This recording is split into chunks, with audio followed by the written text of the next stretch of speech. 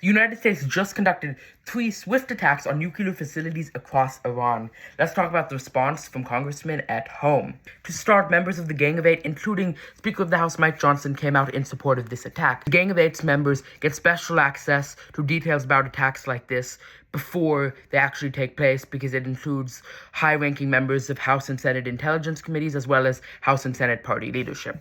Now, there's the normal people who disagree with President Trump, including GOP Rep. Thomas Massie, who took to X simply saying that these attacks are unconstitutional.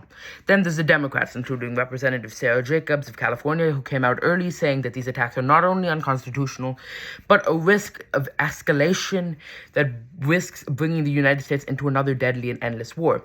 And while, yes, this is true, also we have to take into account that if we don't put these threats to an end, that could drag this war on and create global instability for much longer. And honestly, I would take any feedback Democrats have to say about President Trump with a grain of salt at this point, because they'll pretty much say that anything President Trump does sucks. Continuing on the GOP side, Representative Andy Harris out of Maryland, Representative Don Bacon out of Nebraska, Senator Lindsey Graham of South Carolina, and Senator John Cornyn of Texas, just to name a few, congratulated and praised President Trump for his decisive actions. Then there's Democratic Senator John Fetterman out of Pennsylvania, who, not surprisingly, agreed with President Trump, applauded his actions to stop the spread of this sponsored terrorism, and praised his decisive action.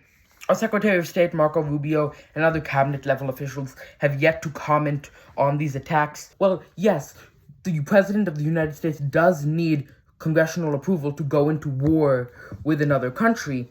This attack could fall under the executive branch's permission to defuse a threat of this nature, because ultimately, if this were to come to Congress and more people were to find out about it, then Iran would have had time to, secure and prepare their nuclear facilities. And they already had plenty of time in all of the negotiating that President Trump took time to deal with Iran. So if we had brought this to the congressional floor, and if we had talked with, if more people had known about it, it wouldn't have been as much as a surprise attack for Iran, and maybe it would be less strategic. Peace out, political peeps.